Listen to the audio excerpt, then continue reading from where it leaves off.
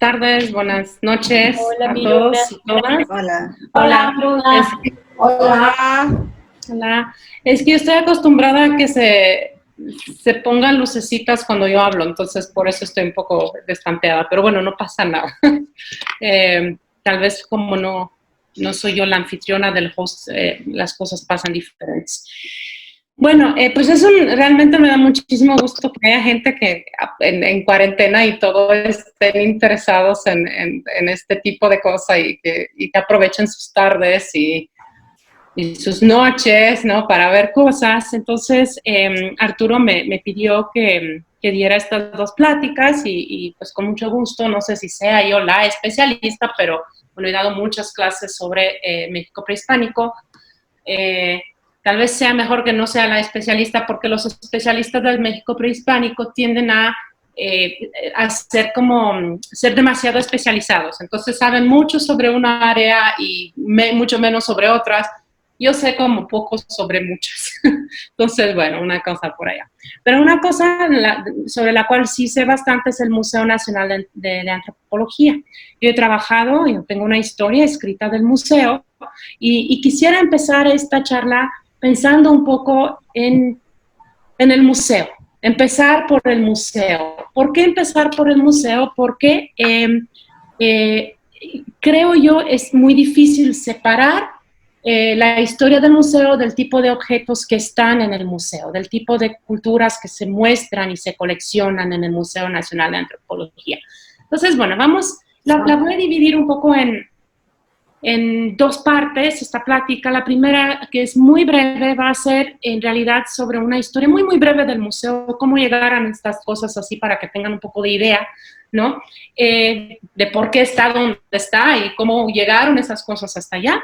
La otra parte, que es más larga, es una especie de visita guiada, pero sobre todo lo que me interesa a mí es que un día cuando ustedes lleguen al museo, como seguro han llegado muchas veces, pero cuando van la próxima vez, van a tener una especie de estructura, una especie de esquema donde pueden empezar a poner esos objetos, ¿no? Yo cuando primero llegué a México y llego como cualquier gente al Museo de Antropología, me sentí como rodeada de todos esos objetos, de todas esas cosas y no sabía qué hacer con ellas, en dónde las pongo, qué estructura, qué esquema creo puedo crear, ¿no? Para poner todos esos diferentes objetos, qué relaciones tienen entre ellos, ¿no? Y a cualquier turista que viene de fuera, que así llegué al principio, pues puede parecer muy, bueno, se aplanan mucho, todas son México prehispánico y ¿no? Entonces se van confundiendo una cultura con la otra. Entonces aquí lo que voy a hacer, lo que me interesa muchísimo hacer con ustedes es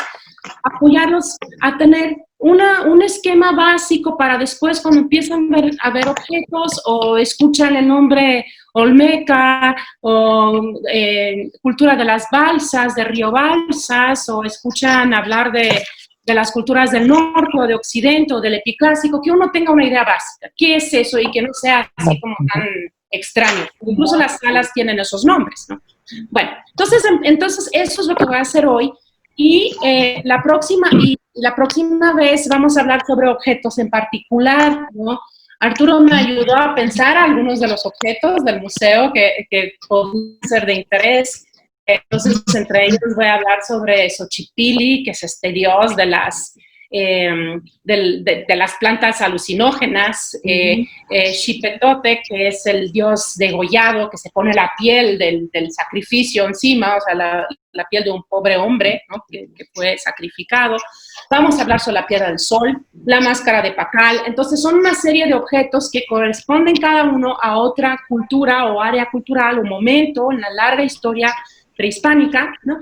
Entonces son una serie de objetos que pueden ser de interés y que nos ayudan. A mí me interesan muchísimo los objetos porque nos ayudan a pensar sobre las culturas, ¿no? Entonces, bueno, sin más, empiezo la presentación de hoy. Sí se ve, ¿no? En la pantalla todos la están viendo. Sí. Arturo no sale. Ok. Bueno, allá tienen el museo todos han ido, ¿verdad? Al Museo de Antropología. Museo Nacional de Antropología en Chapultepec, bueno, así se ve hoy en día. Y así se veía en el siglo XIX, cuando primero se fundó. El Museo Nacional de Antropología se fundó en 1825 y estaba muy cerca del Zócalo. Ustedes interrúmpame cuando quieran, ¿sí? O sea, si tienen alguna pregunta, interrumpan. Entonces se encontraba muy cerca, bueno, muy cerca, en el Zócalo. Perdón, yo no tengo vista de la pantalla. Yo te estoy viendo a ti, pero no tengo vista de tu pantalla. ¿Y las demás sí? Sí, vemos la gráfica de cómo era el Museo de Antropología antes. Sí, ¿puedes mover los hacia la derecha o hacia la izquierda? ¿Qué, lo estás viendo en celular, en dispositivo móvil o en compu? Estoy en un iPad. En el iPad hay un menú arriba.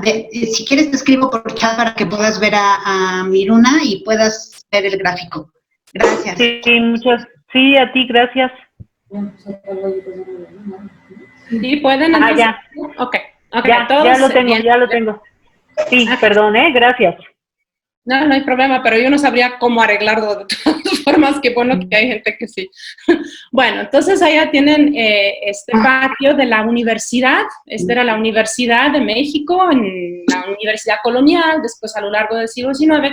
Ahora es como un Kentucky, creo, al lado del Kentucky Fried Chicken, al lado del Palacio Nacional, lo que quedó de esto, ¿no? Pero aquí, si ven mi cursor, es de este lado izquierdo que empiezan a ver allá como una especie de reja y unos objetos, pues aquí está la Coatlicue. Y allá estaba el museo en el siglo XIX, ¿no?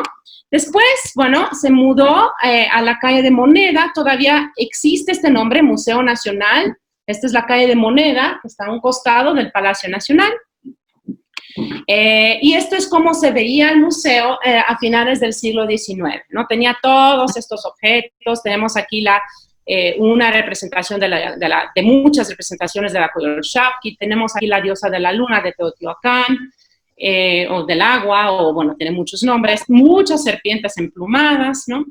Luego tenemos pues estos de marcadores de juego de pelota, la Coatlicue, la Piedra del Sol aquí arriba. Bueno, tenemos parte de la cruz de Palenque, ¿no? De un relieve de Palenque. Pues así es como se veía. Y ahora es como se ve hoy en día. Este museo que está ahora en Chapultepec se construyó en 1964. ¿Se acuerdan?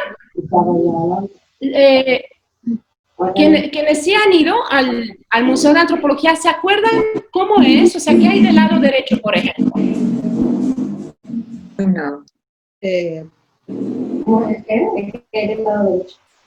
O sea, ¿cómo está organizado el museo? El auditorio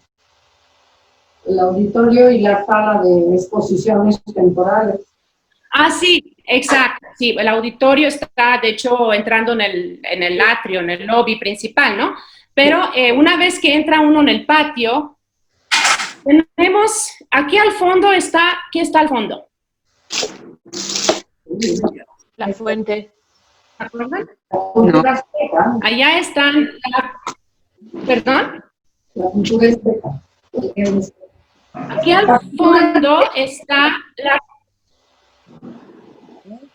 no se escucha muy bien, pero está la cultura mexica. Al fondo, si ustedes, bueno, ya han pasado esta fuente y ven hacia el fondo, allá van a ver la Piedra del Sol. Entonces, hay un eje. Este museo está organizado alrededor de un eje. Hay una especie de impulso por caminar hacia el fondo, y allá al fondo lo que se ve, el objeto que resalta desde cuando empecemos a caminar es la Piedra del Sol. También tenemos aquí una especie de charquito, ¿no? que trata de recrear el lago, la cultura lacustre, donde se fundó Tenochtitlan en el siglo XIV, ¿no? Y aquí en este laguito van a encontrar algunos animales. Bueno, la idea era que fueran puros animales y plantas locales, ¿no? Pero bueno, han venido otros tipos de animales también, pero hay patos, hay tortugas, hay diferentes tipos de pescados, ¿no? De peces, perdón. No, entonces tenemos este museo está organizado de tal manera que lo más importante, ¿no?, que es la centralidad de este museo es la sala mexica. Y del lado derecho, de este lado, hay todas las culturas del centro de México antes de los mexicas. Entonces aquí vamos a tener culturas de Tlatilco, tenemos, ¿cómo se llama? Tula, Teotihuacán, y finalmente aquí la parte principal del museo son los mexicas. Y de este lado está el Golfo, mayas, por acá está occidente y norte, ¿no? Entonces hay una especie de progresión que nos invita a lo mexica, ¿no? Que tiene que ver con varias cosas, ¿no? Tiene que ver con la centralidad que llega a ocupar la cultura mexica para el Estado mexicano en el siglo XIX. Esto no es arbitrario, el hecho que haya más objetos mexicas. Hay un micrófono abierto, me dicen si pueden apagarlo, no sé qué. ¿Sí? Ok. Sí, bueno, entonces, bueno, tenemos esta especie de impulso hacia lo mexica es central para el Estado mexicano, ¿no? En el siglo XIX, en el siglo XX, también es más fácil coleccionar cosas mexicas. ¿Por qué? Porque el museo se va creando en la Ciudad de México, entonces es mucho más fácil ir coleccionando cosas desde la ciudad, acá que traerlas desde la selva maya, ¿no? Si pensamos lo lejos que están los mayas, y también hay que pensar que en el siglo XIX, por ejemplo, no hay trenes. Bueno, ahora tampoco, porque han acabado con los trenes que ahora otra vez los quieren hacer, pero bueno. Pero no había, era muy, muy difícil coleccionar, por ejemplo, relieves mayas en el siglo XIX. Tienen que empezar a pensar en los objetos pesan. Los objetos son frágiles, son pesados, son difíciles de llevar de un lado al otro. Entonces, lo que empieza a coleccionarse sobre todo es lo mexica. Y entonces también hacia finales del siglo XIX, el Estado mexicano se va cada vez más identificando con lo mexica. Si ustedes piensan en sus libros de texto, me imagino, ¿no? de primaria, de secundaria, seguramente los objetos de los cuales se acuerdan, o los nombres de los cuales se acuerdan, son mexicas. ¿Se acuerdan de algún rey maya? Pues tal vez Pacal, ¿no? Pero no tanto. Pero los mexicas sí, saben de Cuauhtémoc, de Moctezuma, de varios de los reyes Itzcuatl, ¿no? De todos los mexicas, conocen o reconocen, es mucho más fácil reconocer los objetos mexicas que de otros lados. Y de poco a poco, como se vuelve, y tendríamos que preguntarnos, ¿no? ¿Por qué Nezahualcóyotl y no Chihuahua? ¿No? ¿Por qué no la cultura de Chalchihuites? ¿Por qué no la quemada? Eso no es natural. O sea, en diferentes momentos se tuvieron que tomar todas estas decisiones. En parte tienen que ver con la materia, o sea, con el hecho de que la materia es pesada, muchas veces es piedra, entonces es más fácil tenerla del centro, pero también tiene que ver en muchos casos con estas decisiones políticas, sobre con qué culturas se va a identificar lo mexicano. También porque Yucatán en algunas épocas del siglo XIX estaba a punto, bueno, se independizó de México incluso. Entonces, bueno, ellos en Yucatán empiezan a considerar Yucatán identificado obviamente con la cultura maya. Es hasta el siglo XX que empieza este museo a traer cosas mayas, porque va a haber pues más infraestructura para traerlas. Entonces, bueno, este es un poco el plan del museo, pero a lo que les invito a pensar cuando uno piensa en el plan del museo o de cualquier museo, ¿por qué hay lo que hay en un museo? ¿Por qué están esos objetos y no otros? ¿Por qué se les da más valor, prioridad a cierto tipo de objetos y no a otros, ¿no? Y eso se vuelve una especie de círculo virtuoso o vicioso, si quieren, ¿no? Porque en cuanto más dinero se da a estudiar lo mexica, y más objetos se encuentran, menos se da a estudiar otras culturas, porque se dice, bueno, aquí está todo, los antropólogos empiezan a estudiar eso, empieza a haber más interés en eso. Y es así como adquiere centralidad justamente la cultura mexica dentro de este museo.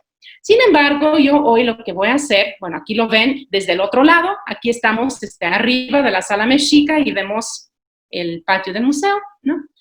Lo que quisiera hacer con ustedes hoy es pensar, pues, varias cosas, ¿no? Antes de pasar a ver las diferentes salas y qué nos dicen cada una de ellas. Una de las cosas que quisiera pensar con ustedes es cómo sabemos lo que sabemos, ¿sí? O sea, vamos a entrar virtualmente a las salas, vamos a averiguar algunas cosas, voy a tratar de darles una especie de esquema para entender esas diferentes salas, pero a mí me interesa pensar, bueno, ¿y cómo lo sabemos? Bueno, una de las formas de saberlo son, obviamente, excavaciones. Estos son entierros, son ofrendas del Templo Mayor.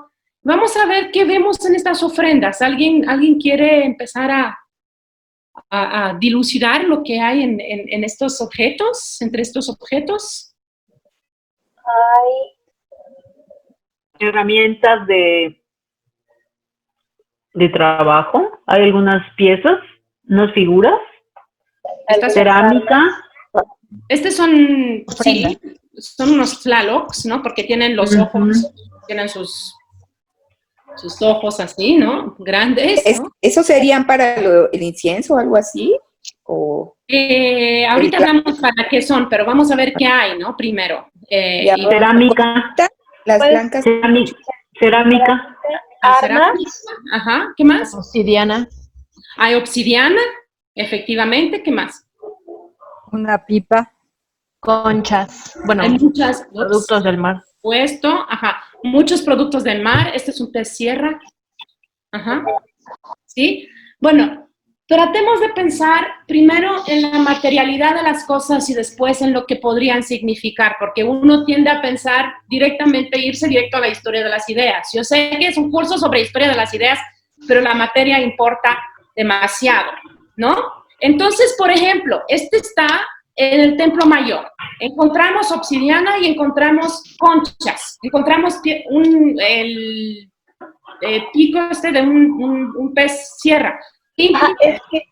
es que también depende mucho digamos que las ofrendas que tienen esos entierros por el tipo de personaje que haya sido. Por supuesto. No es lo mismo ser un guerrero, a ser un sacerdote, a ser no sé, un alto personaje en esa época. Entonces, según el cargo que tuviera o el nivel de importancia que tuviera social en ese momento, es a lo que se atribuyen los objetos, ¿no? Sí, por supuesto, pero pensemos que somos arqueólogos y lo único que nos encontramos es esto. No sabemos si la persona era sacerdote o era guerrera todavía. Okay. Lo único que nos estamos encontrando son una serie de cosas, ¿sí? Que son cosas como conchas, que son pez sierra, cerámica, obsidiana. ¿De qué nos hablan este tipo de objetos? Por ejemplo, el hecho que haya conchas acá, en el centro de la Ciudad de México, en el centro de México. De las rutas comerciales, de los rituales. Exactamente, nos están hablando del alcance en este momento del Imperio Mexica, ¿no? O sea, están trayendo cosas y también cuando se empiezan a analizar las conchas, por ejemplo, se sabe si son del Pacífico o son del Golfo, ¿no? Entonces empezamos a reconstruir esas rutas, ¿no? La obsidiana también tiene un sello, en el sentido de que cada tipo de obsidiana tiene su fórmula química y no es lo mismo una obsidiana que... ¿Perdón? ¿Se refiere a la región? Cada obsidiana de cada volcán o de cada yacimiento, exactamente, hay otro tipo de obsidiana, otra fórmula química, otro color. Entonces, no es lo mismo si era de las navajas a que venga de Otuma o de otros lados, ¿no? Entonces, eso nos está hablando, nos ayuda a trazar justamente este tipo de conexiones, y eso nos ayuda a entender, primero, que era un imperio poderoso, porque si no lo eres, no puedes traerte cosas de tantos lugares, ¿no? Segundo, nos habla de otras culturas con las cuales están en contacto, porque, por ejemplo, algunas de las piezas de cerámica no son de acá, no son de México, entonces otra vez nos están hablando justamente del poderío comercial, del tipo de intercambios, y efectivamente, una vez que uno empieza a estudiar las ofrendas, como está diciendo su compañera, uno empieza a entender para quién eran las ofrendas, para quién se hacían o qué representaban. Muchos de ellos son cosmogramas, muchos de ellos son recreaciones del mundo mexica, ¿no? De cómo se imaginaban el mundo. Entonces, tienes una capa que tiene que ver con el inframundo, una capa que tiene que ver con, por ejemplo, esta, ¿no? Que está sosteniendo la tierra. El pez sierra o cocodrilo que sostiene, el lagarto primordial que sostiene la tierra. Y después otra que tiene que ver, muchas veces hay huesos de pájaros, ¿no? Que tienen esqueletos de pájaros, que tienen que ver con el aire. Entonces, en una ofrenda muchas veces se juntan las tres capas, ¿no? El inframundo, la tierra y el cielo, ¿no? Entonces, una forma de entender estas culturas son excavaciones. Hay otra forma, vamos a ver esto. Este es un libro maravilloso que se llama El Códice Florentino, que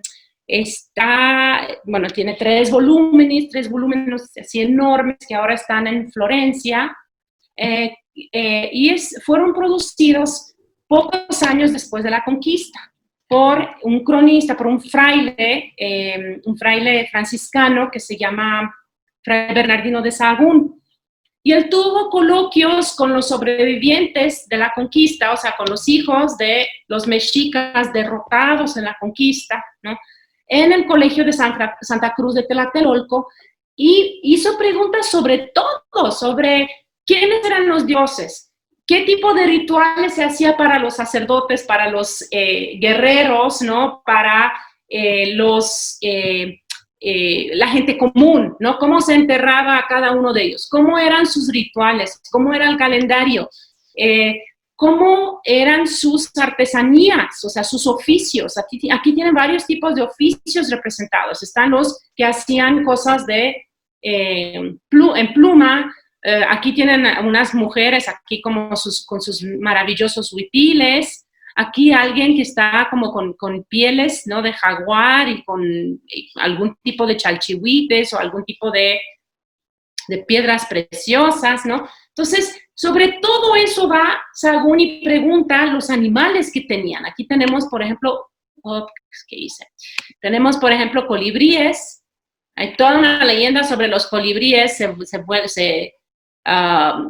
¿Cómo se llama? Hibernan en el invierno, entonces por eso lo tienen así como todo chupado y seco, pero después se supone que sale a volar otra vez, ¿no?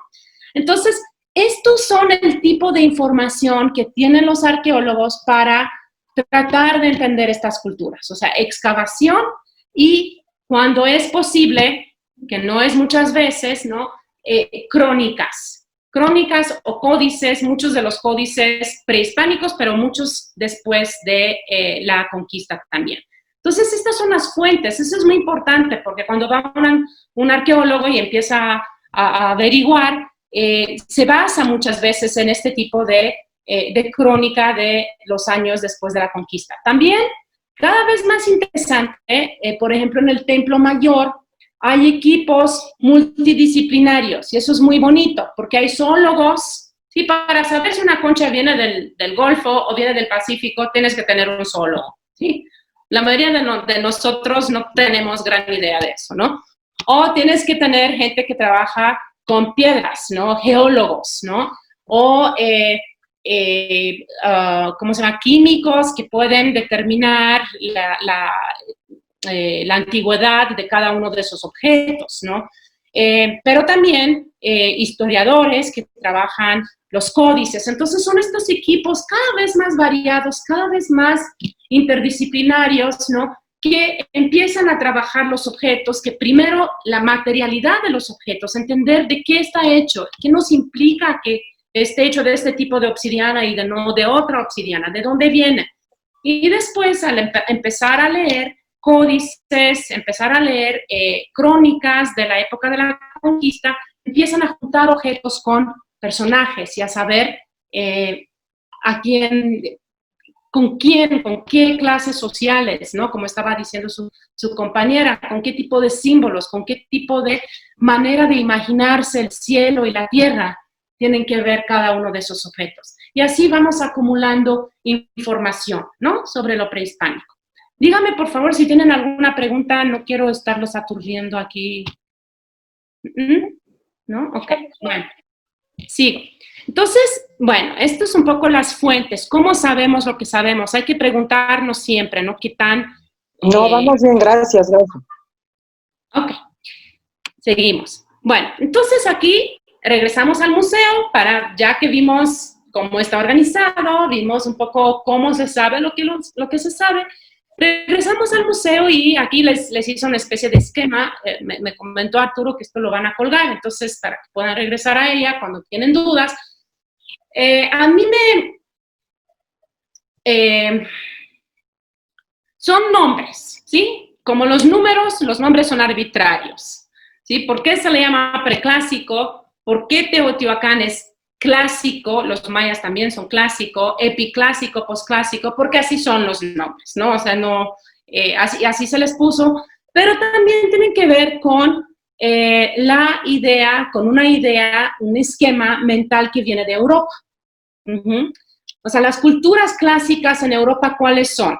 Las griega, la romana, ¿no? La griega, ¿sí? En general, cuando hablamos de culturas clásicas, ¿no? Entonces, ¿qué es lo que, según todos estos arqueólogos en el siglo XIX, principios del XX, se acerca más a lo clásico? Pues Teotihuacán y los mayas. Entonces, se va definiendo lo clásico. Lo clásico quiere decir haber llegado a la cumbre, ¿no? De una cultura. ¿Cuáles son esos elementos? Ahorita los vamos a ver, ¿no? Entonces, todo lo que viene antes es pre, lo que viene después es epi o post-clásico, ¿no?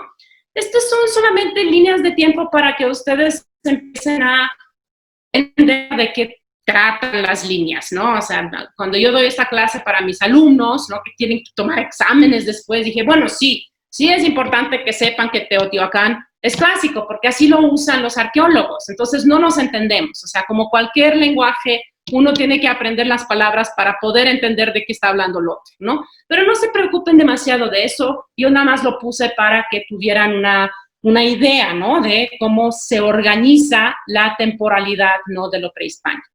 Entonces, Teotihuacán y los mayas, así las culturas mayas que imaginamos cuando pensamos en los mayas probablemente son Palenque, ¿verdad?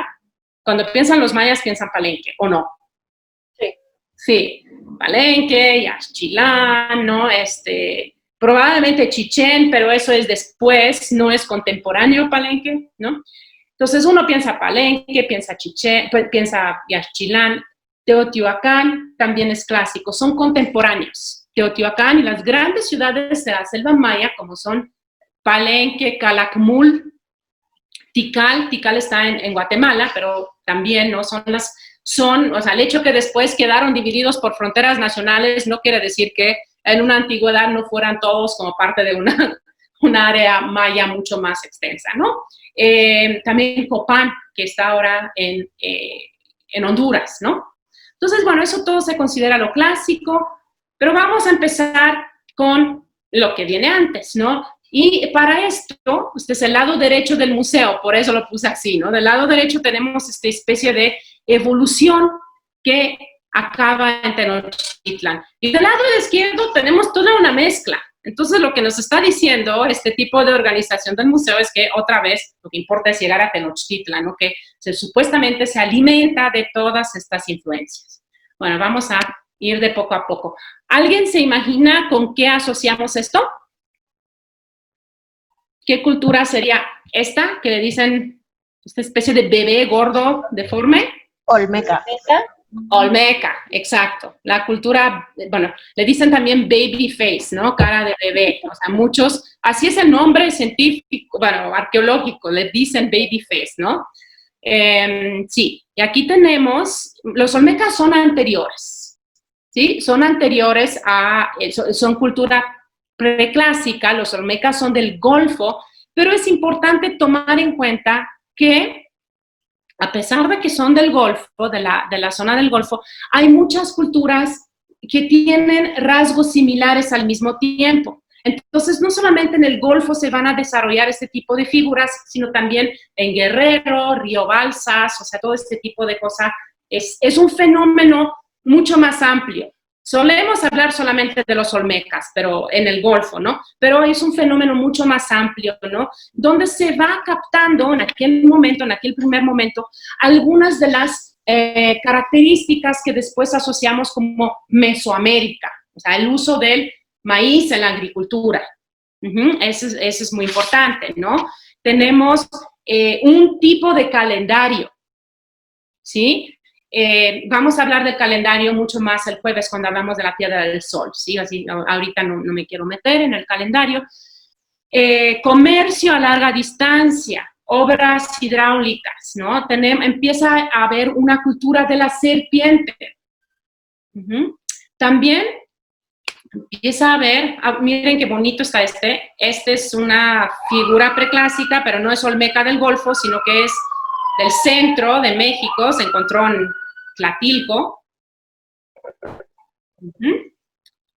El jade es otra de las características de Mesoamérica. El jade va a ser uno de los materiales más importantes. Miren que bellamente están pulidas estas hachas de jade y esta máscara olmeca, y aquí tenemos una especie de hacha ceremonial de jade, ¿no? Entonces empieza a ver todas estas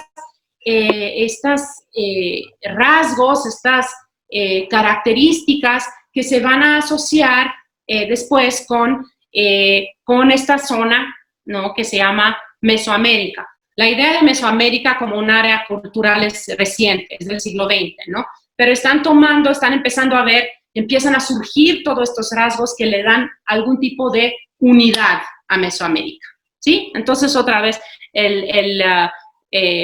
el maíz, el calendario, el comercio a larga distancia, obras hidráulicas, y también empieza a haber pirámides, una orientación de las pirámides en función de los astros, o sea, empieza a haber una relación entre la tierra y el cielo, ¿no?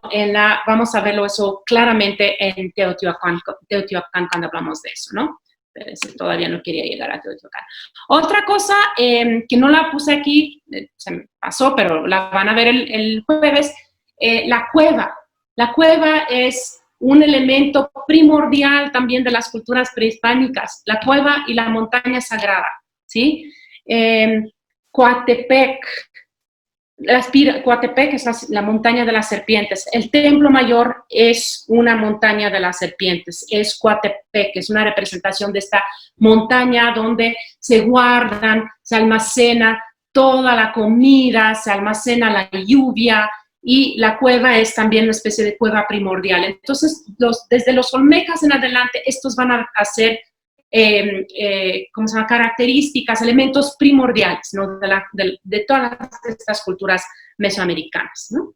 Bueno, entonces los olmecas, que son, o estas culturas preclásicas, van hasta el año 200 por allá, ¿no? Y 200 antes de Cristo, ¿no? Y lo clásico empieza justamente en ese momento, empieza con Teotihuacán. Bueno, los teotihuacanos se piensan que llegan a Teotihuacán, después hablamos del nombre de Teotihuacán, ¿no? Pero vamos a llegar a eso en un segundo. Se piensa que salen de Cuicuilco. Ustedes han ido a Cuicuilco, o por lo menos saben en dónde está, ¿verdad? Y si no, vayan, porque eso es el lugar que está cerca, ¿no? Sí.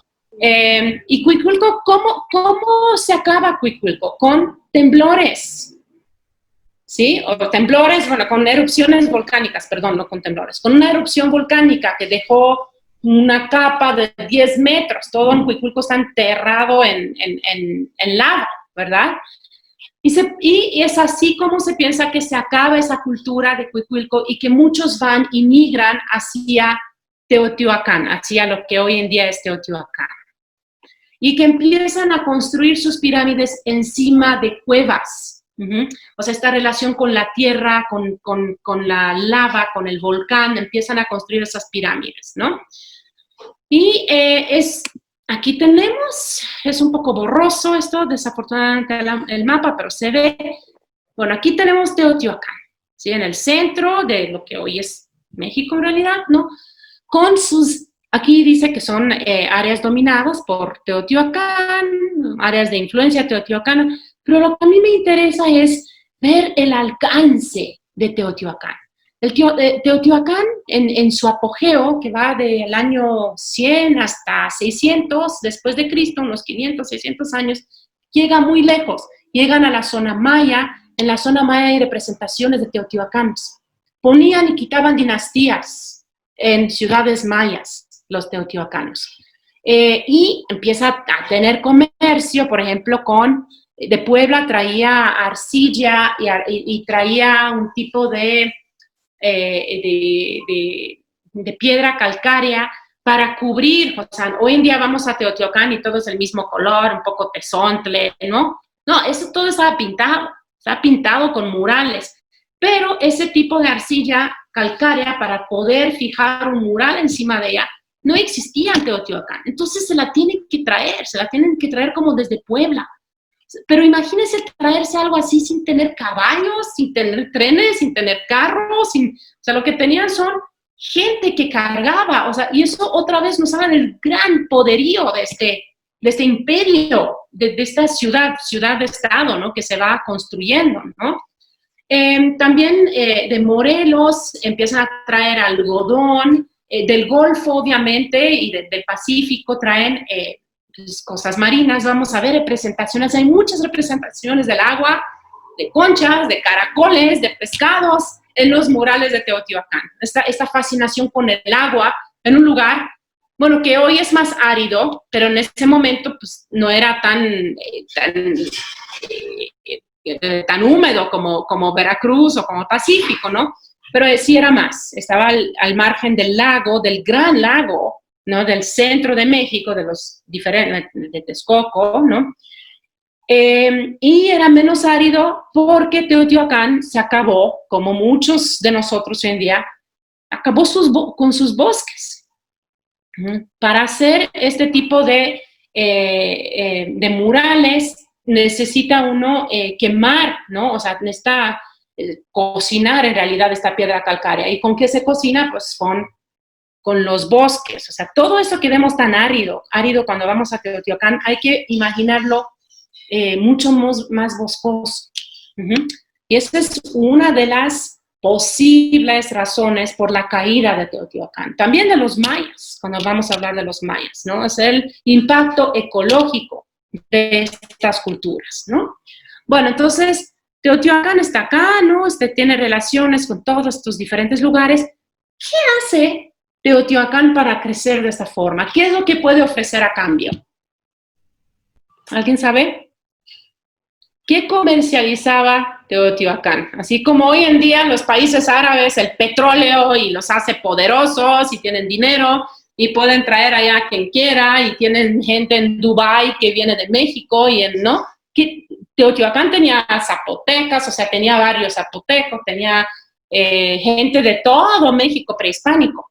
Tenía olmecos xicalancas, tenía mayas. Sí, se han encontrado barrios relacionados con cada una de esas culturas. Bueno, ¿qué es lo que tenía Teotihuacán? Guerrero. Una pregunta un poquito anterior. Sí. Me llamó la atención esto que comentas de que se cree, tiene una hipótesis de que los teotihuacanos salieron de Cuicuilco. Cuicuilco, que está acá por el sur, el volcán, etcétera. Es una distancia muy grande. Mencionabas al principio que cómo sabemos lo que sabemos. ¿Hay algún indicio debe de haber, porque desde que hay una hipótesis, ¿cómo sabemos que se efectuó de esa manera? Que emigraron de Huicuilco a establecerse en Teotihuacán. Bueno, no, sí, muy bien. No está tan lejos. O sea, si tú piensas que los teotihuacanos llegan hasta Palenque, en realidad Huicuilco no está tan lejos, ¿no? O sea, si pensamos en distancias, ¿no? Hay que pensar que Teotihuacán sí llega a muchos lados y sabemos que Teotihuacán llega a esos lados porque ahorita les voy a decir por qué, ¿no? En cuanto a Huicuilco, no me acuerdo dónde leí sí me acuerdo dónde leí la teoría de que salió de Huicuilco, pero no me acuerdo cuál era la evidencia. Te la busco para el jueves para dártela bien, para no decir cualquier cosa ahora, ¿sí? ¿Te parece? Ok. Pero sí me acuerdo haber leído, o sea, eso sí es cierto, lo he leído, pero no me acuerdo en qué tipo de evidencia se basa para decir, ¿no? Gracias. Ahora, no, de nada, pero es muy buena la pregunta que haces porque me remite a justamente a decir cómo llega a ser Teotihuacán tan fuerte y cómo sabemos, por lo tanto, que llega hasta la zona maya. ¿Alguien? ¿Sí? Bueno, ¿Alicia? A mí se me ocurre de que es un pueblo guerrero y por tanto con esa actividad de lucha y de conquista lograron también ser muy buenos comerciantes a todas de esas regiones que atacaban, conquistaban, sometían. No sé, es lo que me da la idea. No sé mucho, lamentablemente, Bueno, es una muy buena hipótesis, pero igual para tener guerreros tienes que tener lana o tener algún tipo de recursos. Si no, no puedes alimentar a tus guerreros y se te van a ir. Claro, pero no supuestamente para formar Teotihuacán vinieron de Aztlán, ¿de dónde fue la región que emigraron para establecerse en Teotihuacán? Pues se supone que desde Huicuilco, o sea, que los que son... Es muy importante, ok, aquí hay varias cosas que están en la mesa que me parecen muy interesantes, ¿no? Porque, primero, cuando hablamos de migraciones, no quiere decir que aquí no hubiera gente, en Teotihuacán no hubiera gente cuando llegan de donde sea que hayan llegado, ¿sí? Incluso, yo creo que estás pensando más en los mexicas que llegan de Aztlán, ¿no? Exacto, pero incluso sí, cuando llegan los mexicas... me confundo. No pasa nada, o sea, pero incluso cuando llegan los mexicas, aquí hay gente, no es que llegan a un páramo, ¿no? O sea, lo que sí es importante ver de dónde llegan. Los mexicas llegan como perdedores, o sea, realmente llegan como la tribu más miserable posible y de ahí se van construyendo. De eso vamos a hablar cuando hablamos de los mexicas, ¿no? Pero en el caso de Teotihuacán, llegan los líderes religiosos de Huicuilco, o sea, llegan gente y empiezan a organizar en Teotihuacán, bueno, sin poner más preguntas sobre eso, es la obsidiana. O sea, su recurso económico y material de los teotihuacanos es la obsidiana. ¿La obsidiana era como la moneda de valor? No, era todo. La obsidiana es todo. Se tienen que imaginar una cultura que no tiene cuchillos, que no tiene metal. Ok. Ok. Entonces, ¿con qué cortas las cosas? Con piedra y con obsidiana. Entonces, la obsidiana para el México prehispánico, para toda Mesoamérica, es fundamental. Sin obsidiana no hay nada. O sea, para cortar todo, absolutamente todo, usan obsidiana para comer, para puntas de flecha, para, prácticamente para piedra, se usa piedra también, piedra contra piedra, ¿sí? Para pulir piedra y ese tipo de cosas, pero la obsidiana es fundamental. Entonces, lo que tiene Teotihuacán es obsidiana. Perdón, tengo una pregunta sobre eso. ¿Sí? ¿Cómo era el proceso? O sea, entendemos que hay obsidiana y esto no lo sabía, lo que tú nos estás platicando, pero ¿cómo era el proceso? O sea, era como una mina, estaba ahí, pues no sé, la recogían Sí. luego, ¿cómo es? Sí, ¿de dónde la Sí. sacaban? La sacaban del norte, de un lugar que se llama, déjeme ver si me acuerdo en este momento, y si no me acuerdo para el jueves, pero está hacia el norte de donde soy Teotihuacán. Creo que es Cerro de las Navajas, ¿no? No sacaban tanto, eso es verde, el del Cerro de las Navajas, ¿no? La pura acción. ¿Perdón? Ahorita te encuentro. Pero sí, son minas, son minas, se encuentran como prismas así muy grandes, a ver si tengo una aquí, espérense un segundo. Ajá, como esto, como un núcleo. Ah, ok. Algunos son enormes, así que te puedes sentar encima de ellos. Ok. Y se van desposteando, es una prisma de los cuales se sacan después así. Sí. Ajá. Y después esas a su vez se usan y se pulen y se van, bueno, para diferentes propósitos. Entonces, tienen que imaginarse un estado, ¿no?, que tiene muchísimos talleres, ¿no? Y, obviamente, lo más cerca de los, de las minas, ¿no?, encuentra uno los bloques enormes, ¿no? Pero después, en los diferentes, según se acerca hacia la ciudad o concéntricamente, si uno lo piensa, ¿no?, empieza a haber talleres en donde se van especializando. Entonces, obviamente tú no vas a traerte una cosa de 1 tonelada, te traes un núcleo más pequeño, y ese núcleo más pequeño se va a trabajar y a su vez se van especializando diferentes talleres para diferente tipo de herramienta de obsidiana. Ok. Muchas gracias. Ajá. Entonces, toda la obsidiana es fundamental. Los cuchillos de sacrificio, por ejemplo, ¿no?, se hacen con obsidiana. Los espejos. Estos son algunos para autosacrificio. Cortar carne, imagínense, uno caza un animal y necesita cortar carne para después cocinarla y todo. ¿Con qué lo haces? ¿Sí? Claro. Son este tipo de cosas que uno no se puede imaginar ninguna civilización sin ellas. Entonces, lo que encontraron los mesoamericanos es la obsidiana. Lo que se encuentran en otros lados, metales, ¿no? O sea, por ejemplo, las culturas de Occidente, los tarascos empiezan a usar metal. Las culturas andinas usan metal. En México, en el México prehispánico se usa obsidiana, en todos lados. Ahora, otra cosa muy interesante, ¿cómo sabemos? Alguien me había preguntado, ¿cómo sabemos de Cuicuilco que llegan? Bueno, seguramente hay más bien sí hay evidencia de tipo de artefactos, ¿no?, que se han encontrado en Cuicuilco y después en Teotihuacán. Pero, ¿cómo sabemos que llega a Teotihuacán, a tantos lugares? Porque hay obsidiana de la que se procesa en Teotihuacán, en la zona maya, ¿no?, por ejemplo, ¿sí?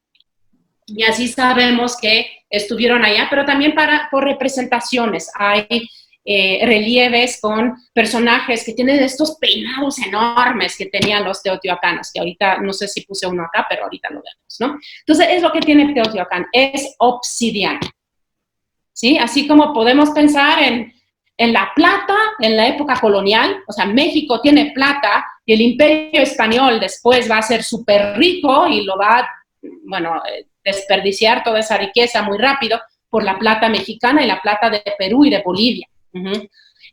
Ahora es el petróleo, o sea, en diferentes momentos han sido diferentes tipos de recursos. Para los teotihuacanos fue la obsidiana. Okay. Bueno, sigamos. Esta del lado izquierdo está muy borroso, pero bueno, no así salió. Del lado derecho está mucho mejor. Aquí tenemos, bueno, un plan,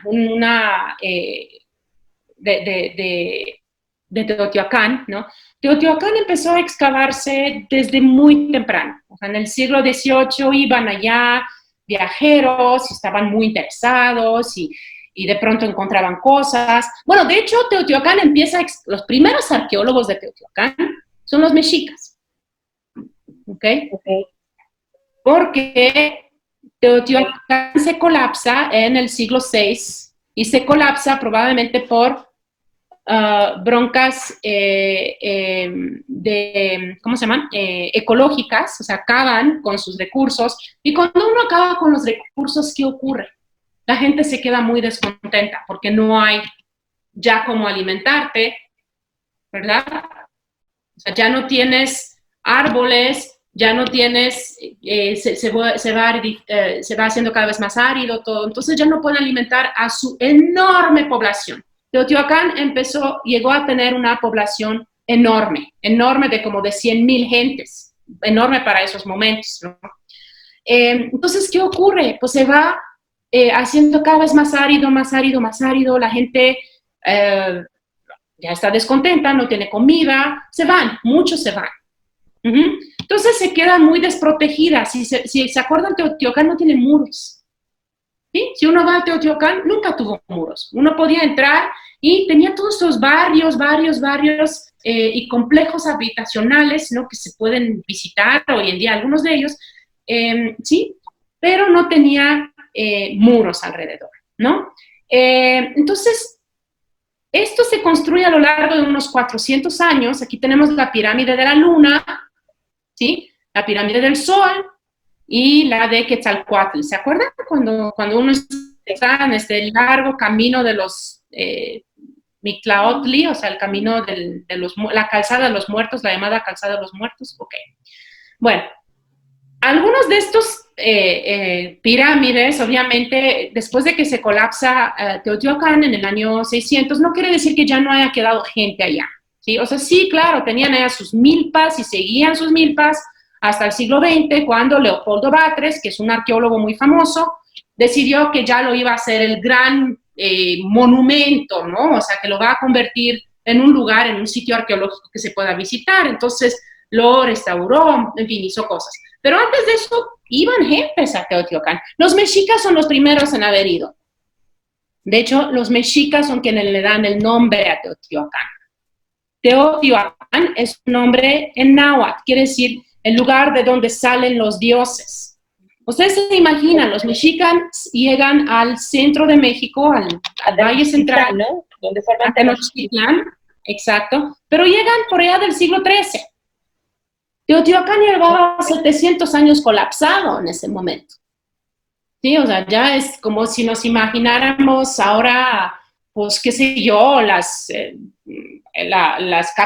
catedrales góticas. O sea, esa es la diferencia de tiempo entre uno y otro, ¿no?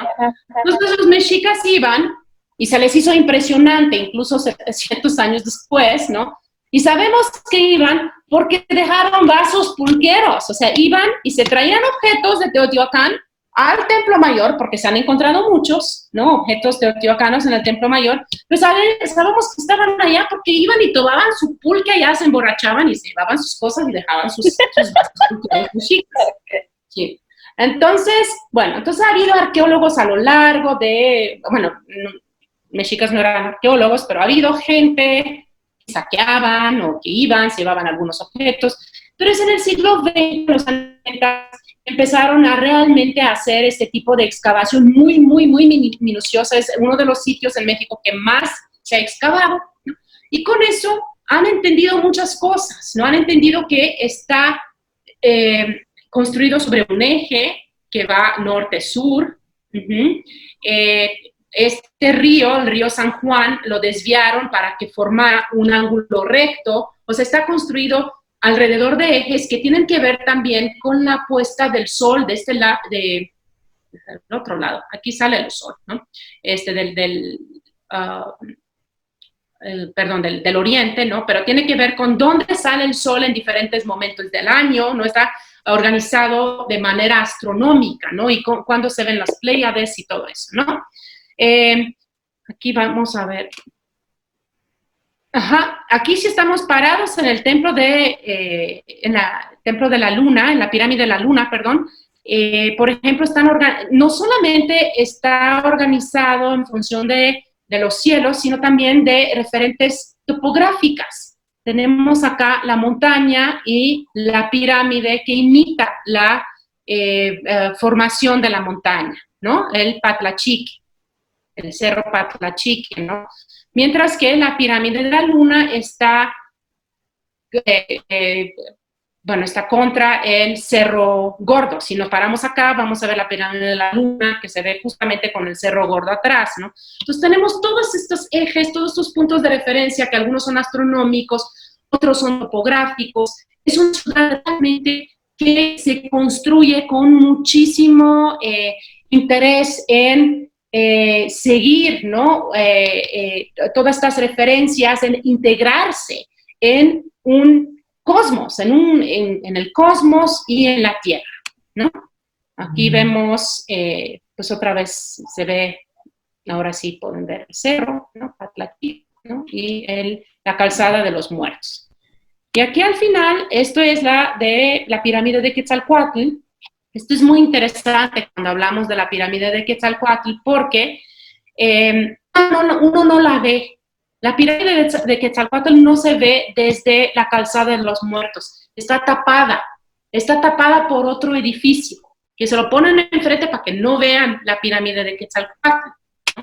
A ver si lo tengo, ¿no? Y eso nos implica que hubo una especie de cambio dinástico, que algo pasó allá. Ustedes cuando piensan, cuando hay cambios dinásticos, ¿qué pasa? Como ahora que está pasando con el Black Lives Matter, están tirando estatuas, ¿verdad? Estatuas de esclavistas, o los tiraron en Bristol, los tiraron al río, están tirando otras estatuas de la guerra civil en Estados Unidos, ¿no? Lo mismo pasa siempre en la historia. Si uno va a visitar las catedrales góticas, ve que los santos, los reyes no tienen cabeza, porque la Revolución Francesa las tira. Lo mismo hacían los teotihuacanos, pues no queremos ver esta pirámide que se erigió, que no sabemos para qué, no la vamos a tapar. Entonces nos está hablando de estos cambios históricos, ¿no? En diferentes momentos. ¿Perdón? Ok. Bueno, esto cuando vayan a Teotihuacán, no se limiten a caminar, por favor, la calzada de los muertos, ¿no? Traten de meterse a los diferentes lugares alrededor, porque se van a encontrar maravillas como esta. Estamos hablando al principio de la montaña primordial y la cueva. Pues aquí vemos la montaña, este es en uno de los, está en el circuito de Teotihuacán, ¿no? Vemos la montaña en Tepanitla, vemos la montaña con todas estas figuritas, le dicen la montaña de Tlaloc, obviamente Tlaloc, que es otra vez el paraíso de Tlaloc, otra vez Tlaloc es un nombre náhuatl, ¿no? O sea, no sabemos qué hablaban los mexicas, los teotihuacanos. Son los mexicas quienes dan información sobre Teotihuacán, ¿no? Y, ¿qué más tengo acá? Ah, les estaba hablando de las figuras marinas. Aquí ven, ¿sí? Las conchas. Tenemos un pescador, ¿no? Con una red, ¿no? Que está pescando olas del mar, a pesar de que está en el centro, ¿no? Rodeado de montañas, ¿no? Tenemos un jaguar que se está comiendo que tiene un caracol, ¿no? Con gotas de sangre. Bueno, otra cosa que se asocia con Teotihuacán que van a ver en el museo son estas máscaras maravillosas, máscaras teotihuacanas, que no tienen expresión. Esa es una de las cosas más interesantes de Teotihuacán. Vemos una cultura tan armada, tan construida, con su gran potencia comercial, pero no hay ninguna figura de ningún gobernante. Todas las figuras son un poco abstractas, estilizadas. No hay rasgos personales. Eso es algo muy propio de Teotihuacán.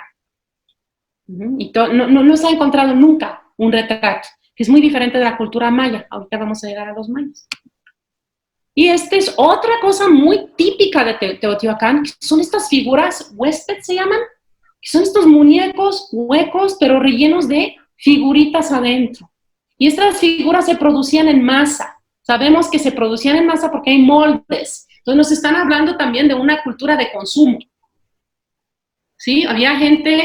Hay incluso teorías de que Teotihuacán era corporativista, o sea, no tenía un rey, ¿sí? Sino que tenía una especie de oligarquía, pero que era mucho más clase media que muchas de las ciudades, estados prehispánicos, donde la diferencia entre el más rico y el más pobre era tremenda. Aquí había una especie de cultura media.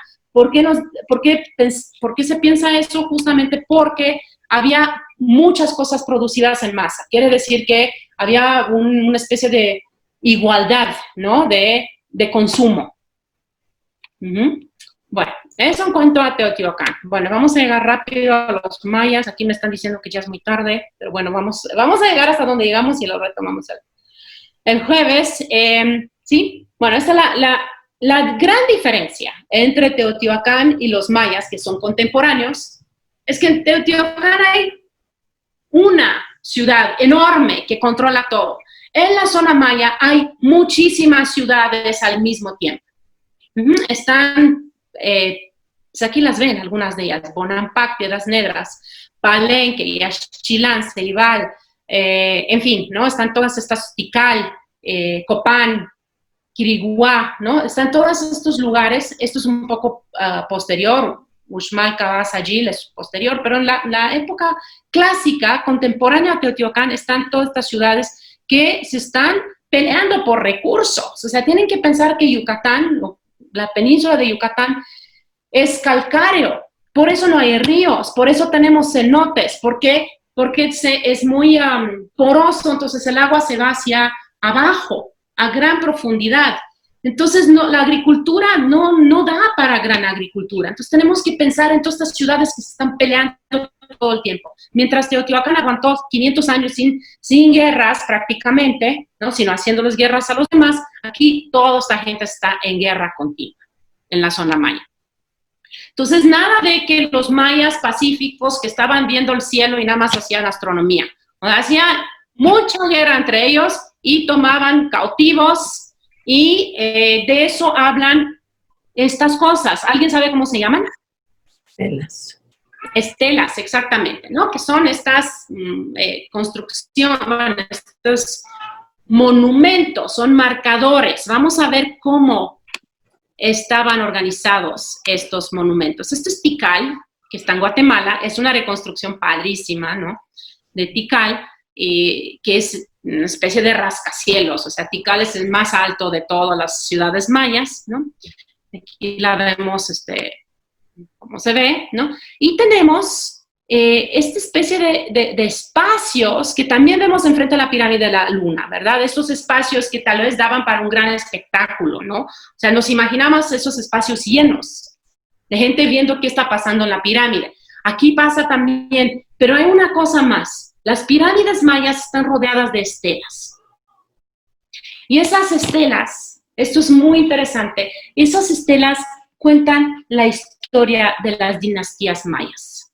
Así como en Teotihuacán no vemos nunca la cara de un gobernante, en las ciudades mayas hay muchos gobernantes, y no solamente eso, tienen, otra vez regresamos a estos, tienen glifos asociados con ellos. También los teotihuacanos, pero los glifos teotihuacanos no han sido descifrados. Los glifos mayas, sí. Antes se pensaba que los glifos mayas hablaban como de lo magnífico que es el cielo y que estaban todos pacíficos. Todos hablan de guerra. Todos estos glifos mayas que sí están hablando de tal y tal, conquistó este lugar y conquistó el otro y después le pasó la batuta a su hijo y después mató a no sé quién y después de eso nos están hablando muchos de los glifos. ¿Dime? Entonces los glifos son insignias de guerra. No, son escritura. Okay. No, son escrituras, son silábicos y son ideográficos. Okay. No son insignias, ¿no? O sea, sí son escrituras, pero esa escritura de lo que está hablando es de guerras, muchas veces. Es muy interesante porque cómo empezaron a descifrar estos glifos.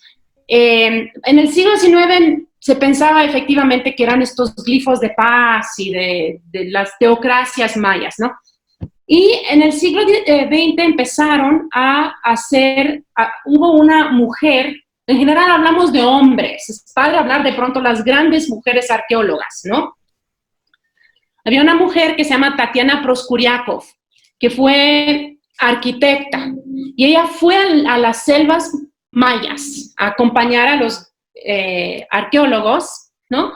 Y lo que a ella le pidieron que hiciera es dibujos de todas estas estelas. Entonces ella empieza a dibujarlos. De hecho, la manera de estudiar lo prehispánico muchas veces es a través de reproducciones. Sí, estas cosas no pueden circular, son muy pesadas. ¿Qué es lo que circula? Fotografías, dibujos, muchos dibujos, porque a veces las fotografías entre la sombra, que no se distingue si aquí hay una cosa o no hay una cosa, también el dibujo es muy importante. Entonces se usan muchos dibujos. Entonces ella empezó a dibujar y se empezó a dar cuenta que todos empezaban de la misma forma. Estas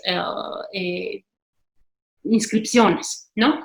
Y también se dio cuenta, ya sabían que cómo se representaban los números, se dio cuenta que siempre había como números así de 30 años, 40 años, entonces empezó a pensar esta mujer, ¿no?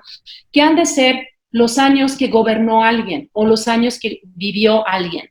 Entonces se da cuenta que estos son retratos de gente de carne y hueso que gobernó en algún momento y a partir de eso empiezan a pensar, ok, entonces esto nos está contando historias de gobernantes.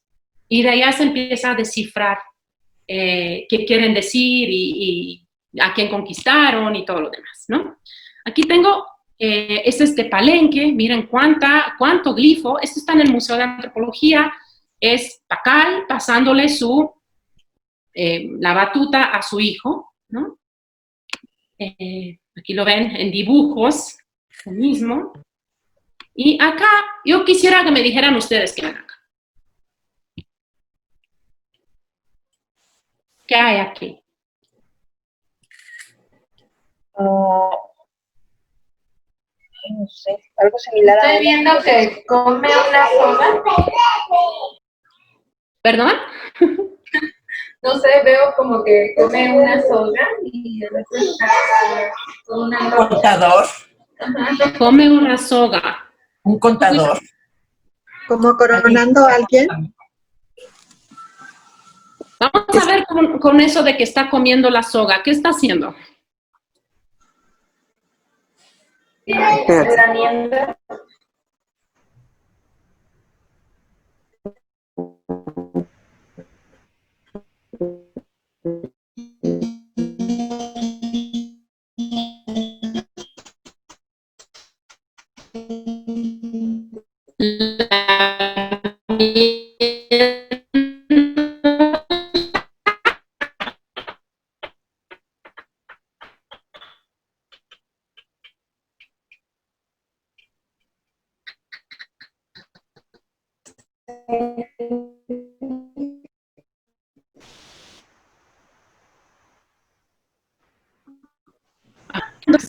Nocturno, oscuro, y es allá donde tiene lugar el autosacrificio. ¿Por qué les estoy poniendo esto? Porque estamos viendo todas estas figuras de gobernantes, hay muchas gobernantes mujeres en la zona maya, que son representadas en estelas, pero también porque nos da una imagen del gobernador o de la gobernante. Muchas veces se quedaron las mujeres cuidando el reinado en lo que crecían los hijos varones, ¿no? Entonces vemos esta figura del gobernante maya que va a ser guerrero, pero va a ser también sacerdote. Su sacrificio es una especie de pacto con los dioses. Yo te doy sangre, tú me sigues dando poder y me sigue alimentando, ¿no? A mi gente. Es un pacto. Y ese tipo de pacto de sangre lo hacen, como bien ustedes saben, los mexicas, ¿no? Claramente la cultura mexica está basada, el mundo funciona porque hay sacrificio de sangre. De eso vamos a hablar cuando hablamos de la piedra del sol, ¿no? Entonces, bueno, es la reina Xoc, pasándose la soga por la lengua. Hay muchas formas de sacrificio. Aquí está este hombre sacrificándose otra cosa con este tipo de cuchillo. Ajá. Ouch. Y aquí tenemos, este es de Bonampak, son pinturas murales de Bonampak. Entonces, están también pasándose la soga con espinas por la lengua, ¿no? Y aquí también son estas son pocas de las representaciones murales que tenemos de la zona maya. que son realmente maravillosas, ¿no? O sea, nos da una idea de la vida de la corte. Tenemos estos músicos, ¿no? Y gente bailando, ¿no? Este no es, perdón. Y lo que les quiero hacer notar es el azul, el color azul. En Teotihuacán van a ver mucho rojo.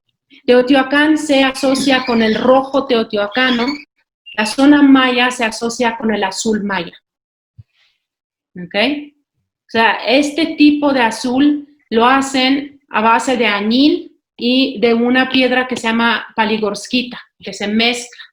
Y es de la zona maya, es de Yucatán esa piedra.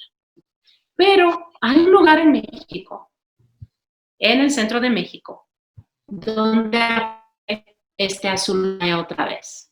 Y es este. ¿Qué es dónde? ¿Alguien sabe dónde está esto? ¿Alguien lo reconoce? ¿Tlaxcala? Exacto. Este está en Cacaxtla. Ok. Entonces nos habla otra vez de relaciones comerciales o de algún tipo de influencia maya en el centro de México, en Cacaxtla. Bueno, pues acabamos con Teotihuacán. ¿Se ve un personaje negro allí en ese muro, en ese mural de Cacaxtla? Pues este es café y este es negro, ¿no? Muchas veces también los colores se van, o sea, no se mantiene el mismo tipo de color, también puede ser el tipo de fotografía, pero y también estaban pintados, se pintaban de chapopote muchas veces. O sea, no necesariamente, no era negro en el sentido de raza, ¿no? Pero se pintaban de chapopote, ¿no? Aquí miren híjole, lo que le está pasando a este, ya vieron la sangre, ¿no? Es una pelea entre caballeros pájaro y caballeros jaguar. Este también está un poco más negro, ¿verdad? Sí. Pero están pintados muchas veces, ¿no? Este también es de Cacaxtla. Bueno, llegamos a Cacaxtla. ¿Por qué llegamos a Cacaxtla? Hemos estado hablando de las culturas clásicas. Hablamos de los mayas y de los teotihuacanos. Las culturas mayas se colapsan más tarde que Teotihuacán. Las culturas mayas clásicas, porque después va a haber otras, ¿no? Y se colapsan igual probablemente por sequías. Hay indicios de que hubo sequías, ¿no? Guerra. Ya no son sostenibles cuando empiezas a tener una burocracia y una monarquía que depende tanto del trabajo de los demás y que se hace cada vez más enorme la burocracia, la gente se empieza a ir, ¿sí?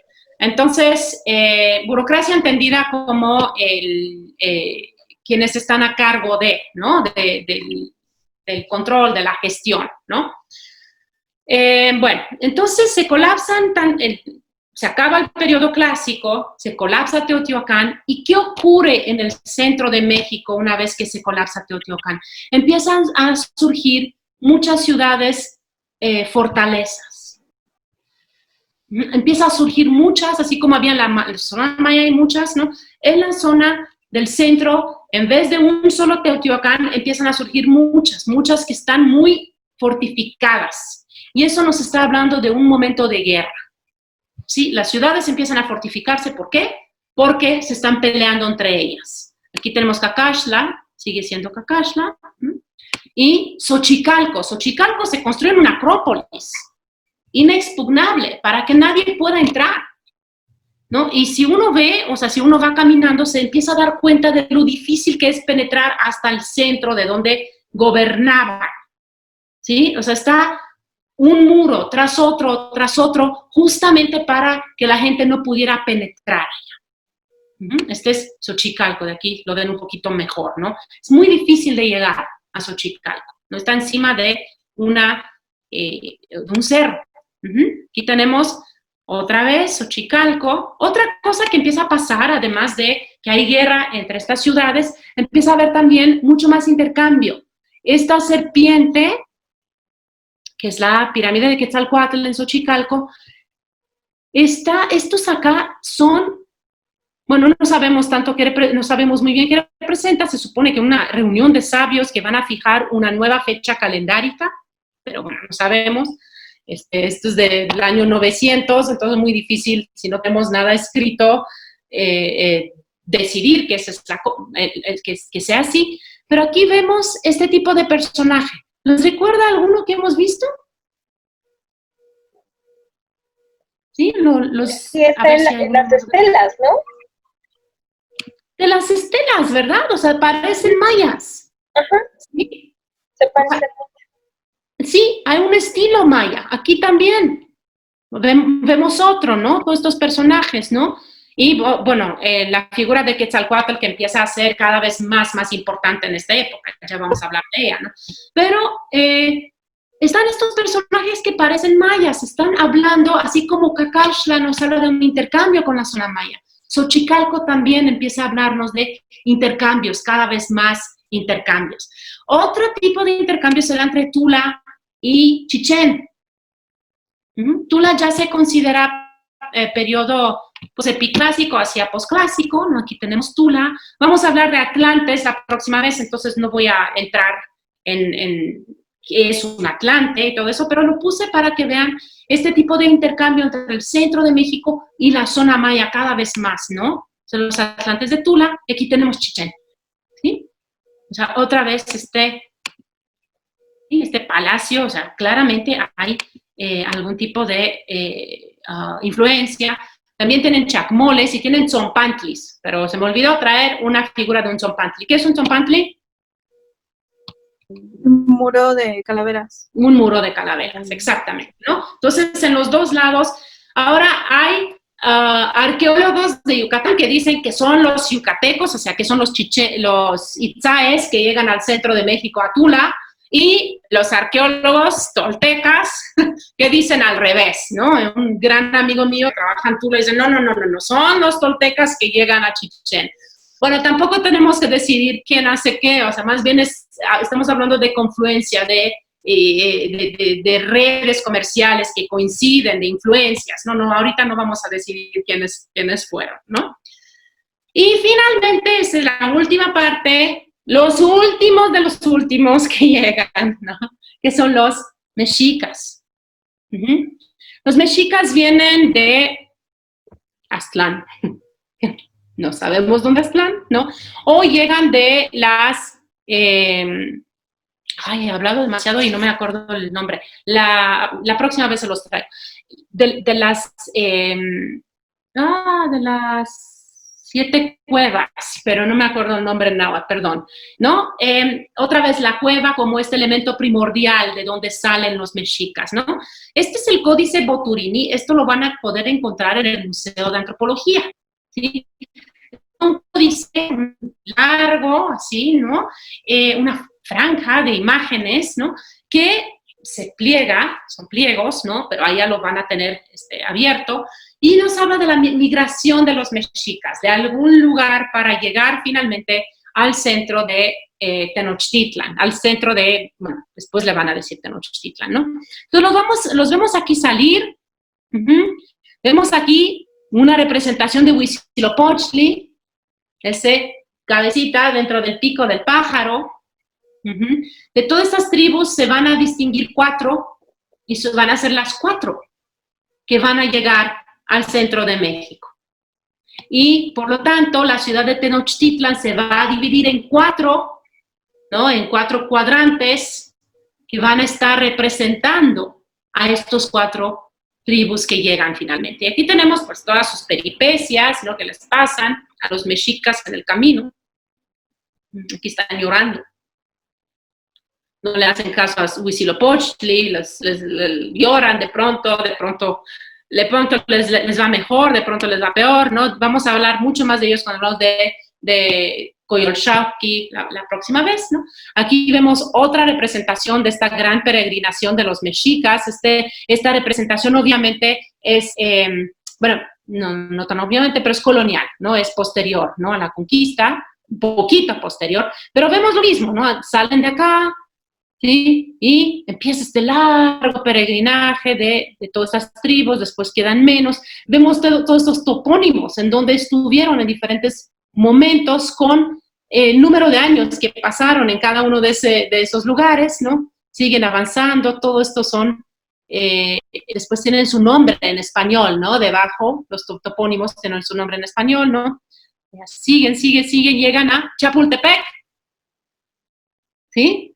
Y les estaba diciendo que son pobres, son los más miserables de todos, porque llegan a un lugar ya bastante ocupado, ¿sí? Estaban los tepanecas, está de Azcapotzalco, están los acolhuas de Texcoco, ¿no? Está toda esta gente alrededor del lago y muy poco lugar donde que se quedaran los mexicas, y por eso acaban yendo a su pequeña isla en el centro del lago, ¿no? Y aquí acaban y aquí empiezan a construir su ciudad, pero después de este largo proceso, ¿no? Donde realmente empiezan como esclavos de los demás, los decapitan, los matan, o sea, les hacen de todo, ¿no? En este largo peregrinaje de los mexicas, y finalmente se establecen aquí en el centro del lago, empiezan a formar alianzas militares con los demás que están alrededor del lago, empiezan a aprender. Los mexicas son una cultura nómada, ¿sí? Son nómadas que vienen de algún lugar del poniente y traen muchos elementos del poniente, ¿no? Pero se establecen después y empiezan a empaparse de estas culturas sedentarias, adoptan deidades como Tlaloc y construyen su templo doble. A Huitzilopochtli, que es el dios que los guía, y a Tlaloc, que es un dios agrícola de acá, de los pueblos sedentarios, ¿no? Entonces, los mexicas siempre van a ser muy listos en ese sentido, van a seguir su cultura guerrera, que ya vimos cómo empieza a formarse después de la caída de Teotihuacán, estas culturas cada vez más guerreras, cada vez más en pugna después de la caída del imperio teotihuacano, ¿no? Ellos son una de estas culturas guerreras, los guerreros representados también por los atlantes, que vamos a leer sobre ellos, o sea, hay cada vez más culturas guerreras, pero ellos llegan, se establecen, siguen con esta cultura guerrera, pero al mismo tiempo empiezan a civilizarse, empiezan a tomar dioses locales, como es Tlaloc, ¿no? Empiezan a interesarse en Teotihuacán, ¿no? Y aquí, bueno, ven, eso lo han visto en el museo muchas veces, ¿no? Pero ven una de estas reconstrucciones, ¿no? De este maravilloso lago que era. Lo han cambiado, hay una maqueta nueva ahora en el Museo de Antropología. Bueno, no han cambiado la pintura, pero hay una maqueta nueva enfrente porque han descubierto muchas otras estructuras nuevas en los últimos años. Ahora con los recortes Salina, quién sabe qué tantas estructuras van a seguir descubriendo, pero sí, y esta es una especie de maqueta, ¿no? Del templo doble, del templo a su dios, ¿no? A Huitzilopochtli, y del templo local, del dios local, Tlaloc, la agricultura, el sedentarismo. ¿Y esto qué es? Bueno, es algo que a mí me encanta. Estas son las muchas fases del Templo Mayor. Bueno, ustedes han ido todos al Templo Mayor, pero no hay nada más increíble que pasar por que había sido un canal de desagüe. Por eso podemos pasar por allá, porque en el siglo XIX se hizo este canal porque no estaba el Templo Mayor en ese momento, estaba abajo, ¿no? Y se hace este canal de desagüe que va cortando entre todas las fases. Entonces, según uno va caminando en el Templo Mayor, cuando vayan al Templo Mayor, cuando ya se acabe la cuarentena y regresen, acuérdense, ¿no? Cuando van caminando como si estuvieran caminando por dentro de una cebolla y entran hasta el centro, ¿no? Y el centro es acá, el centro, el primer templo, los primeros templos de Tlaloc y Huitzilopochtli. Y encima de esos construyeron otros y otros y otros. De hecho, la gran mayoría de las pirámides prehispánicas son como capas de cebolla. Se va construyendo encima de otra y de otra y de otra capa cada vez, ¿no? Y por eso van a ver que se ven cada vez más rudimentarios también estas estructuras. O sea, lo que va hacia afuera, que es la última etapa, ¿no? Es la etapa imperial realmente, ¿no? Sí, según van avanzando hacia adentro, pues están un poquito más rudimentarias las esculturas, ¿no? El tipo de paredes que hacen, incluso el pequeño Tlaloc que hay allá y el Chacmol, ¿no? Que para el sacrificio, ¿no? Que está acá en el templo de Tlaloc, son un poco más rudimentarios, ¿no? Que las partes imperiales que son hacia afuera, ¿ok? No sé si tienen preguntas. Fue muy rápido, ¿verdad? No. Muy rápido. ¿No? No, para nada. No, para nada. O sea, Arturo me dijo que les dejara hablar y preguntar y nada más hablé. La próxima vez hablamos más, ¿no? De los objetos. Pues no preguntas, fue mucha información muy buena. ¿Sí me escuchó o no? Sí. Ok. Es que luego no me escucho muy bien. Hay un micrófono abierto además del tuyo, creo, entonces creo que se escucha varios. Okay. Fue como mucha información muy buena.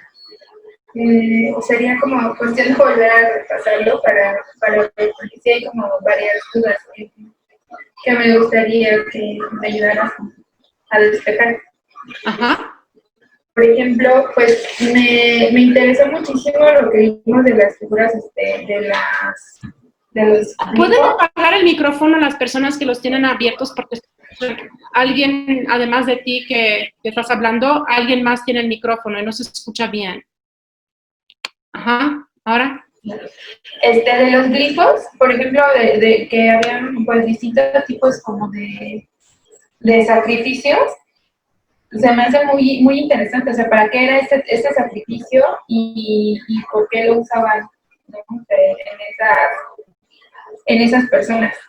Que ya nos dijiste ahorita que eran como los emperadores y que habían pues varias etapas. Los reyes eran que habían pues varios, o muchísimos, dijiste que había muchísimos imperios, y bueno, se me hace muy interesante, pero sí me gustaría como saber más de ese tipo de sacrificios que hacían. Ajá. Pues hacían mucho tipo de sacrificio, hacían autosacrificio, que quiere decir que el rey, bueno, los mayas no tuvieron imperios. Un imperio implica conquistar otras culturas, otras ciudades diferentes, ¿sí? O sea, los mayas tuvieron muchas monarquías, eran pequeños reinados, ¿no? Pequeños reinos mayas. Entonces hacían sacrificios, autosacrificio, o sea, sobre todo los emperadores, los reyes mayas y las reinas mayas se autosacrificaban, ¿no? Pero nada más un poquito, algunas gotas de sangre, no se mataban, si no era un sacrificio, no era un suicidio, pues, ¿no? O sea, se sacaban sangre de la lengua, de las orejas, del pene, ¿no? De diferentes lugares, ¿no? Del cuerpo, ¿no? Pero también sacrificaban cautivos, ¿sí? O sea, había diferentes tipos de sacrificio. Uno, como lo hacían los mexicas también, los mexicas, allá sí, los emperadores mexicas se autosacrificaban, se sacaban sangre ellos mismos, pero los cautivos los traían y les extirpaban el corazón y les extraían el corazón, y eso tiene que ver con una especie de pacto por alimentar a los dioses de sangre, ¿no? Vamos a hablar un poco más, me sé mucho más sobre los mexicas. Ese pacto también tiene que ver con una ideología de guerra muy militarista, ¿sí? Porque si tú convences a los demás que necesitamos cautivos, porque si no se acaba el mundo, es una manera de justificar la guerra. O sea, ¿cómo vamos a hacer la guerra? ¿Cómo vamos a tener cautivos si no hacemos guerras? ¿No? Entonces, esta necesidad de siempre alimentar a los dioses de sangre, sobre todo al dios Sol, para que el Sol no pare de andar en el cielo, es también una forma de decir, bueno, es la única manera bueno, vamos a tener guerras para alimentar al Sol, ¿sí? O sea, eso justifica la guerra, ¿sí? Entonces, pero hay muchos tipos de sacrificios, o sea, te digo, o sea, son personales, ¿no? Son masivos. En la coronación de Ahuizotl, ¿cómo se llaman? Los cautivos esperaron 3 días para que fueran sacrificados. Hay una fila de gente que esperaba a ser sacrificada.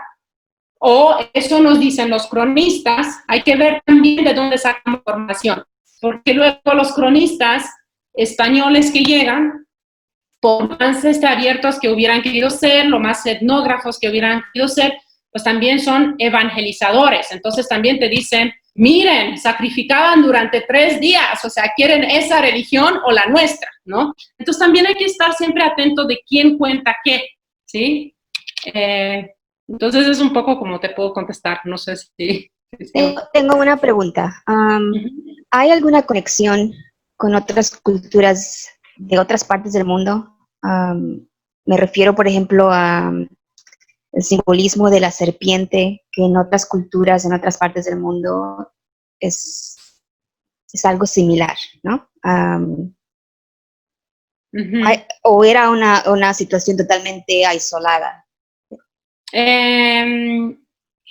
Mira, los símbolos yo creo son más difíciles de pensar en ese momento, ¿no? O sea, pensar simbólicamente. ¿Por qué? Porque realmente no tenemos fuentes que nos ayuden a decir, querían decir esto a ciencia cierta. No sabemos qué decían las cosas a ciencia cierta. Lo que sí sabemos es qué materiales usaban. Sí, esa cosa, eso sí podemos entender las conexiones a través de los materiales que usaban. Y sí, entonces sabemos, por ejemplo, que había entre el occidente de México y Perú, había, por ejemplo, intercambiaban de metales, por ejemplo. También entre las culturas, entre Tula y las culturas de Centroamérica, ¿sí? Entonces podemos encontrar ese...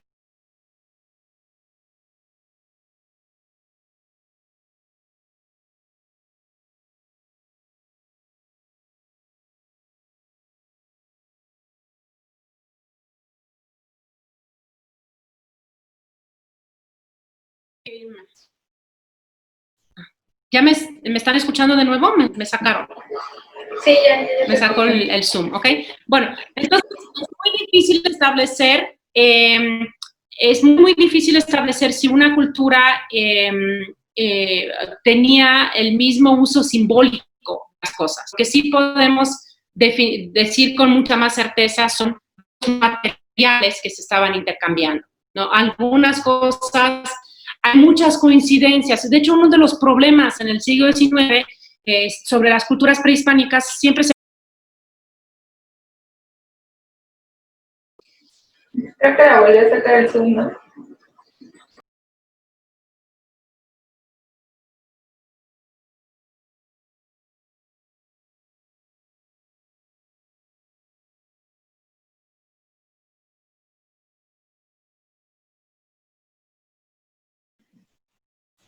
Se está yendo el Zoom, pero es nada más el de ella, ¿no? Sí, nada más es el de ella. Bueno, no sé por qué me está sacando. No sé por qué. Bueno, la última cosa que quería decir. Hay un problema de pensar en el siglo XIX que las coincidencias son evidencia de algo, ¿sí? Podría haber... Se dice que hay pirámides en Egipto y pirámides en Mesoamérica, por lo tanto, los mesoamericanos son egipcios, ¿no? O decían de pronto que eran chinos, porque encuentran coincidencias estilísticas. A veces son solamente coincidencias. Sobre lo que sí podemos decir que hay evidencias, de pronto es cuando se mueven materiales, o cuando ves una vasija que siempre han hecho... la cultura nicoya en Costa Rica, la vemos en Tula, entonces sabemos que había conexiones. Pero asumir que algunas representaciones de algunas cosas quieren decir lo mismo, ¿no? En las culturas mesoamericanas, otras culturas, eso es más difícil. ¿Algo más? A tener, porque tengo otra reunión en Zoom en 5 minutos, pero no importa. A ver, una pregunta más y lo retomamos el jueves. Y empezamos con preguntas, si quieren. Bueno, tengo otra, no sé si sea muy larga la respuesta. ¿Cómo se decidió, quién decidió la organización del Museo de Antropología, como está actualmente? ¿Quién decidió qué, perdón? ¿Cómo está organizado, cómo están las diferentes áreas, las diferentes culturas representadas en el Museo de Antropología actualmente? En el Museo de Antropología. Pues lo decidieron a finales de los 50s y 60s, por ejemplo, Mario Vázquez, que acaba de morir, ¿sí? Acaba de morir esta semana, ¿no? Es uno de los grandes curadores del Museo Nacional de Antropología. Lo decidieron junto con Ramírez Vázquez, que fue el arquitecto, pero eso viene un poco desde antes, o sea, si tú lo que más tenía, ya muchas de las narrativas estaban plasmadas, o sea, la cultura mexica ya desde finales del siglo XIX empieza a ser como muy, muy importante.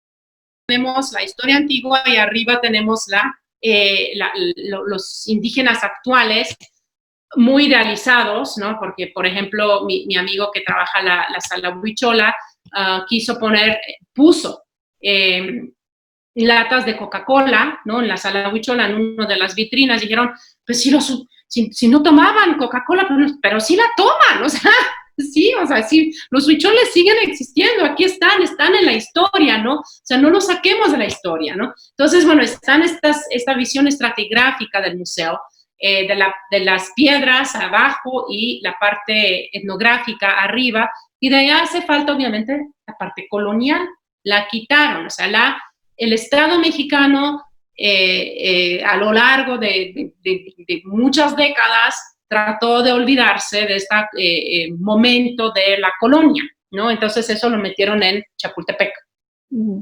Pregunta, Miruna. ¿Esto en qué sexenio se dio?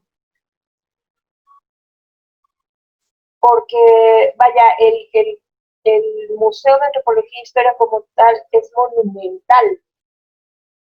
Entonces, no recuerdo cuál es el presidente que le tocó inaugurar. ¡Arturo! O sea, que fue un momento histórico y parteaguas porque fue diseño, arte, cultura, no sé qué estrategia política. Claro. Pero, o sea, ¿en qué contexto se dio la apertura del Museo de Antropología y Historia? Ok, vean una película, se las voy a recomendar ahora, se llama La Piedra Ausente. La Piedra Ausente. Es sobre la llegada de Tlaloc al Museo de Antropología. Okay. Cómo llega esta enorme estatua, sí saben a qué me refiero, Tlaloc, este enorme monolito que está en la entrada, sí. Llega al museo. Y esa película es impresionante, es de una amiga mía que se llama Sandra Rosenthal. Y La Piedra Ausente es sobre justamente la construcción del museo, ¿sí? Y en un contexto global, o sea, es también esta idea del milagro mexicano, había dinero, de la conquista del espacio en otros lados, ¿sí? O sea, es realmente este momento de vanguardia, de modernidad, ¿sí? Y llega la piedra al museo, o sea, también el trabajo de ingeniería, de arquitectura, del modernismo mexicano, ¿sí? De la vanguardia, todo eso está explicado muy bien en esa película. Pero vamos a empezar, de hecho, el próximo jueves con Tlaloc, o creo que Tlaloc es el segundo objeto del cual voy a hablar. Entonces, si ven esta película mientras, perfecto, porque les van a tener muchísimo que decir al respecto. Perfecto. Muchísimas gracias, Miruna. Muy buena clase. Bueno, ¿me escuchan? Sí. Sí. Bueno, pues gracias, Miruna, por la charla. Gracias por la charla y nos vemos el próximo jueves. Igual, a las 7:50 abrimos el negocio se traen su lunch y comenzamos a las 8 y seguimos con la segunda parte de esta charla. Y muchas gracias a todos. Hoy la señal ha estado un poco extraña, pero bueno, esperemos que son cosas también del clima que están un poco raras. Muchísimas gracias. Buenas noches. Entonces, nos vemos pronto. Gracias a todos. Buenas noches. Gracias a todos. Muchas gracias. Buenas noches. Felicidades, Miruna. Gracias, Isabel. Gracias. Nada, hasta pronto.